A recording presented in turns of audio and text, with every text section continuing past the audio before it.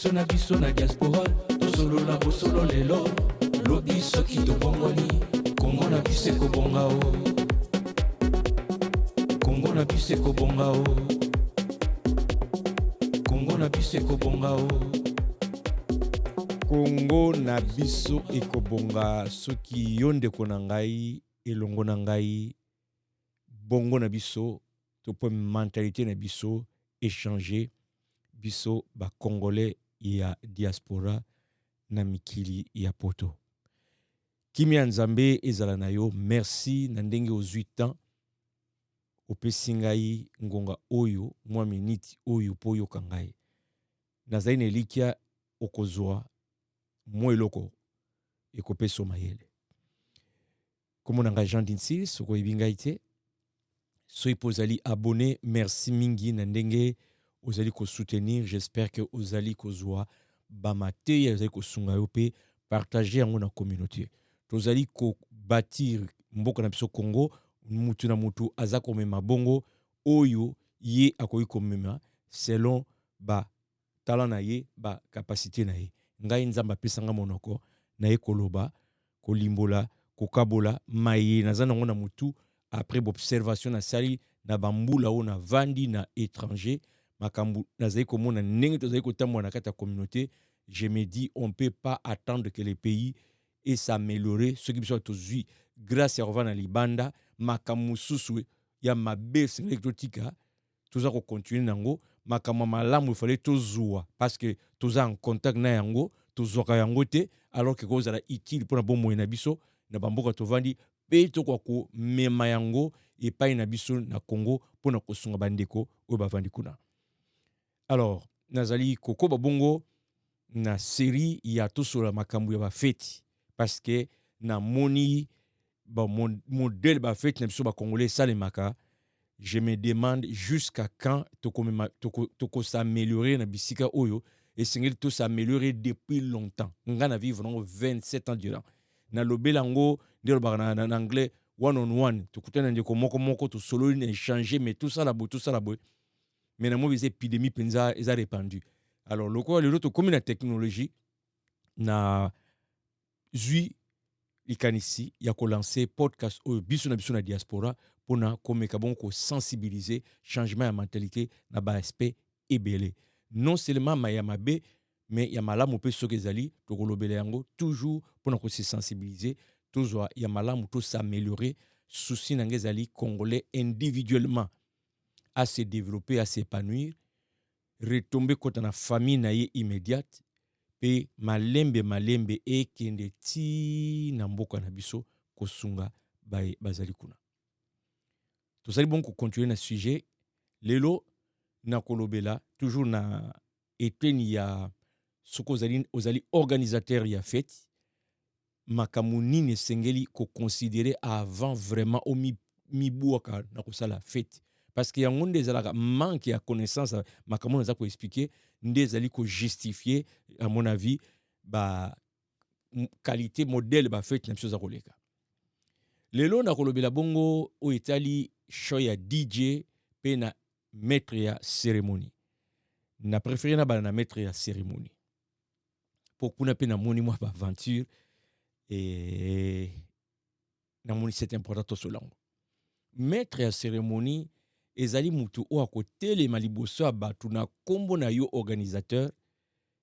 abloba yé mutu azali ko faire fonctionner le programme o azali ko lakisa na batu ba invité na yo to longwe na awa to kokende awa to kosilisa awa choix ya maître de cérémonie de konanga ezali très très important surtout na événement degré ou grandeur ya événement ozali organiser par exemple mariage kosakana te ozwa n'importe qui atelema comme maître de cérémonie na mariage et je pense que des fois eloko ekoki ko tinda mutu apona ndeko songolo to pakala comme maître de cérémonie surtout na communauté na biso soko yoki kalobaka lopoto malamu lopoto ongana baka mutu sa ozoka ende ozo sentir neke à brossagi minu avec brosse à dents électrique.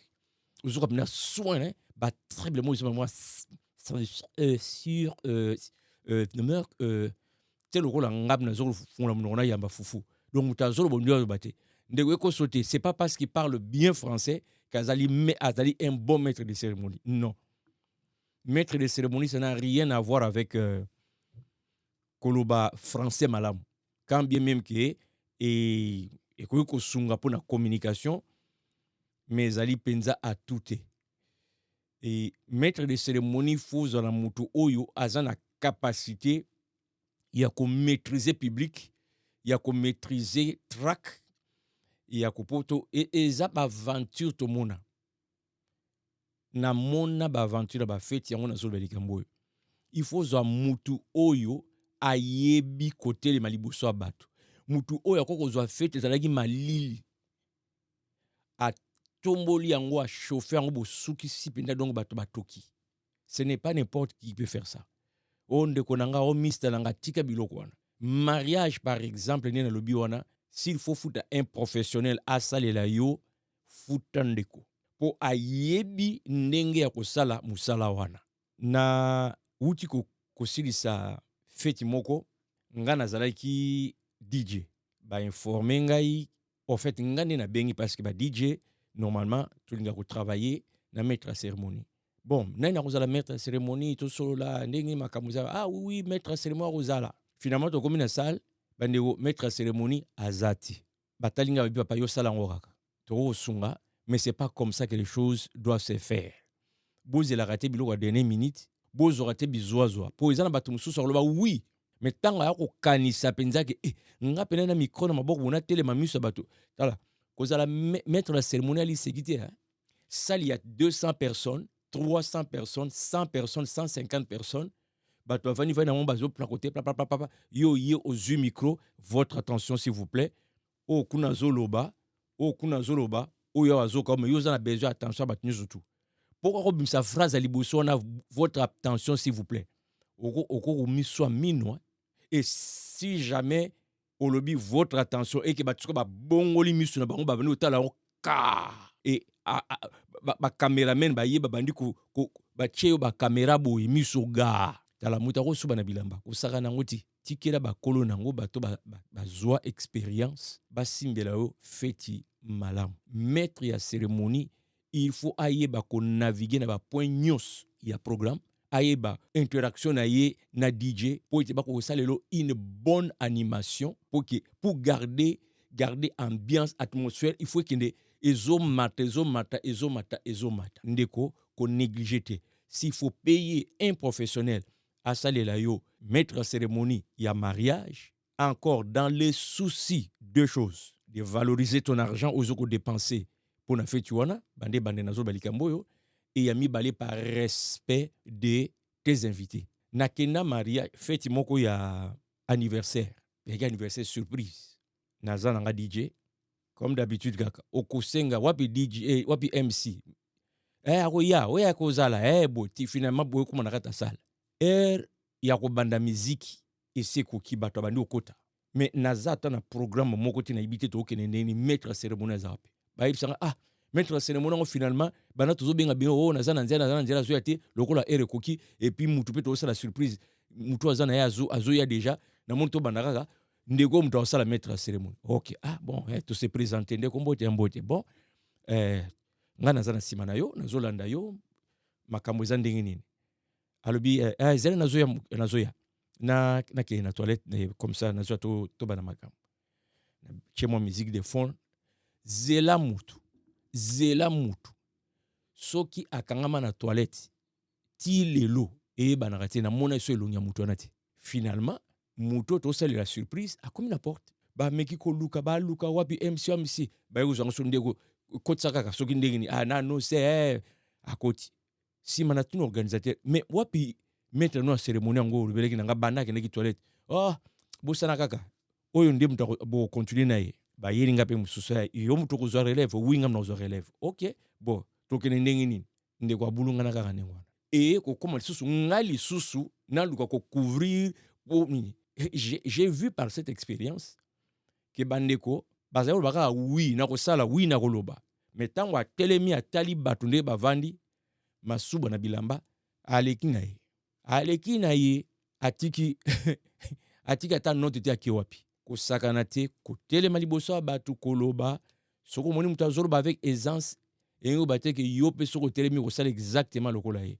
soko za na talent wana te s'aventurier te donc ndeko na kati ya fête na oza ko organiser luka bato baza na talent ya koyeba kotelema liboso ya bato ya koyeba ko sala animation malamu pour fête et garder ambiance malamu ti na suka ya mibale nazolobela bongo likambo etali DJ wande place penza oyo epesaka nga pasi mingi na communauté na biso ngai na ba formation ya ba DJ et réseau na ngai oyo na zulaka ba formation eza ba professionnel souvent tant que tu échanges ba notion na rata domaine wana nazalaka soki na yoki ba notion ngo na imaginer nga na fête ba congolais inapplicable et na bomba ngo kaka na bominga mo nga mona yebeke oyo na communauté nanga et aussi mbate et pourtant c'est ça qu'il faut faire. Juste un exemple simple. Okomona muto azo ko benga opo na fête ne ya mariage à 1 semaine à 2 semaines pour ozala DJ. Mais c'est pas possible. Ezala ningona te ndeko nanga so ngo sala fête ozana besoin DJ dès les jours oyo o confirmer salle na yo ke o futimbo no na salle. Sala tout. On nous rappelle déjà au banda ko bouquet na DJ. Zoa déjà avance parce que DJ a besoin il y a planification. Normalement na domaine wana il faut DJ akutana na kip na yo bo planifier o lingine style nini o lingine. Donc il faut qu'il y ait un temps il y a discussion il y a échange ti bo bandi ko peaufiner programme akutana maître à cérémonie akutani na par exemple coordinateur ya mariage azali belema clé oyo bakozala na ye na kati ya fête na yo. Et j'aime qu'on il kambo ya veille. Et ce qui m'étonne, c'est que Moutaroya na dernière minute, mais alingi au salamoko extraordinaire, sans te laisser le temps nécessaire, sans te laisser te donner les éléments nécessaires. Nazu risque à le nom de tous les DJ. Même si na yebi ba DJ sur toute la communauté congolaise, je prends pour acquis que ba yebi quand même ba notion de base ya DJ. Un bon DJ a ça la paix répétition le one list. Bokan sateka ayeka na matériel mukola fête wana atandi ngonda bandiko beta. Un bon DJ a ça la répétition. A un répertoire a ça ko bongisa. Et répertoire na ye dépendaka na programme ya fête ndenge ekolekela. C'est pourquoi c'est important ayebaka d'avance. Programme ezani style nini bolingeli ya fête na bino. Parce que banze pe ko keli na style wana. Ba fête monsieur ko ça bon toloba fête ngo bon 90% et vous ala ba congolais 10% et vous ala na yibité ba japonais na plus exemple DJ a retenu compte ya audience pour yeba ndenge ni na kosala choix ya banzemo DJ pe akolinga ayoka est-ce que bino mokolo fête bozana préférence moko boye ya banzembo biloko wana papa maman okosala ngo te na veille ata to yebi ko manipuler biloko et c'est ça qui est difficile à faire comprendre bandeko na biso ba congolais olingo ya na standard ya likolo na ba formation zui tango ya ko traiter na congolais boye ngaye soko meya ko appliquer na ndebo bebana donc mutazo comprendre mutazo azo mono mabe parce que olingo sala musala dans les normes ya musala na mutu nezaka ke ezaka musique ezobima na babaf pardon musique ezobima na babaf il y a toute une science na sima nango bandeko na ngai exemple pour passer d'une chanson à une autre DJ a travaillé c'est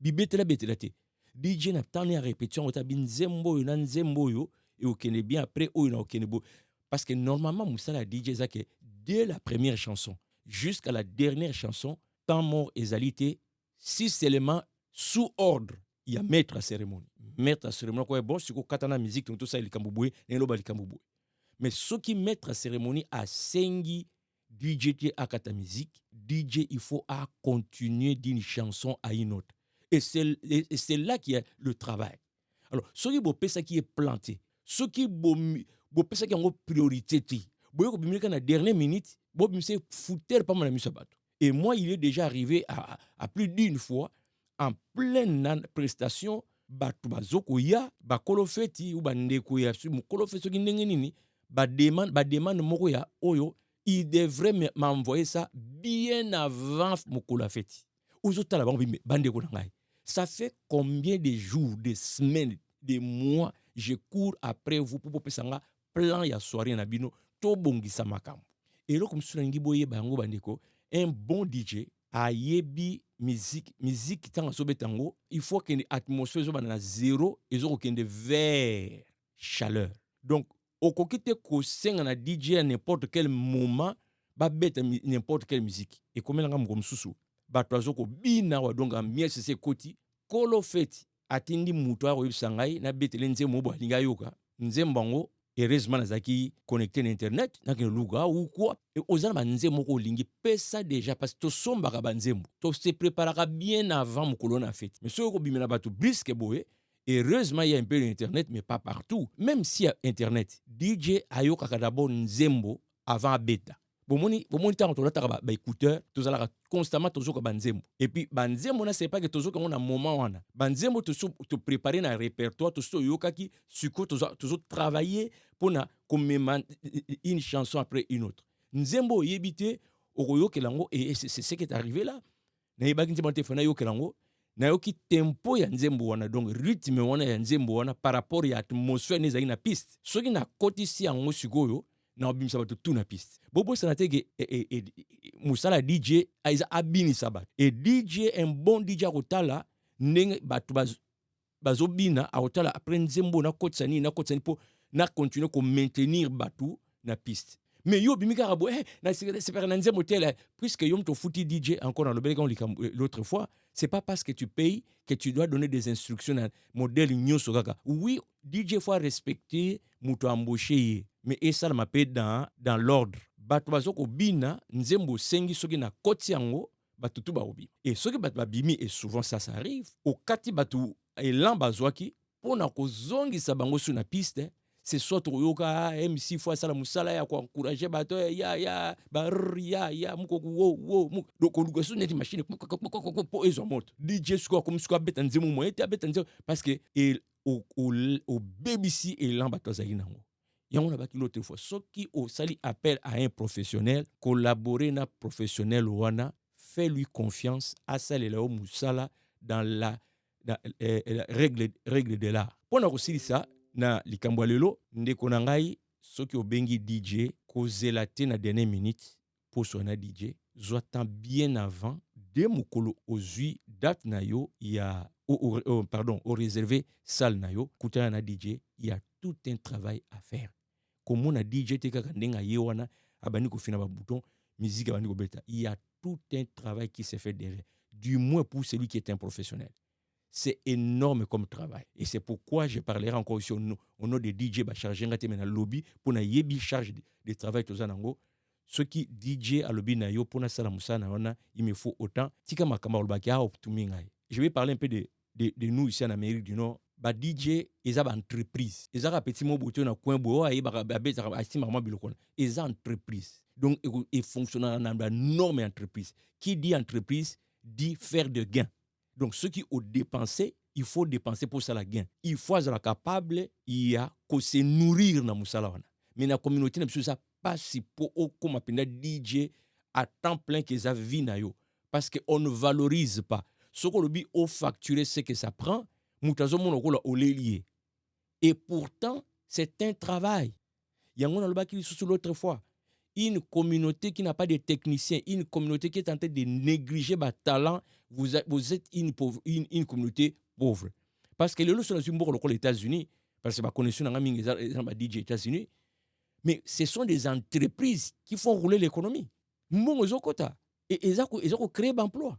DJ sur comme une entreprise, ils ont géré 10 DJ. Pourquoi pas la communauté n'a pas fait ça partout. Donc, tu occupes dans chaque pays, à l'étranger, tu vivre dans la diaspora. Dans la communauté, dans la diaspora, tous à la peine dans entreprise. Il y a des DJ qui ont embauché 3, 4, 5, 10, 15 DJ, 20 DJ, où il y a bimina fait, au lieu de benga ba étranger. Richesse à la communauté, ils ont dépendre de hommes et des femmes d'affaires à la communauté. Donc, il faut valoriser l'entrepreneur dans la communauté, beaucoup de pauvres. Donc, il est difficile dans nos communautés, en tant que DJ, okoka vraiment qu'on facturer ce que ça prend alors que nous mettons des heures énormes et nous vivons une pression pour soirée wana yo marié oko vana nona kitia soki musique ebetité bato tu bazota la DJ na yo. Donc on porte un poids lourd ko bana nzema le biso tina suka to pe makatango zongi na ndako pression na pe ça vaut un prix. Mais na communauté na biso on néglige ça ba pe ba miette mais bimisa mutoki. Apprenons à respecter ba professionnel na kati ya communauté na biso.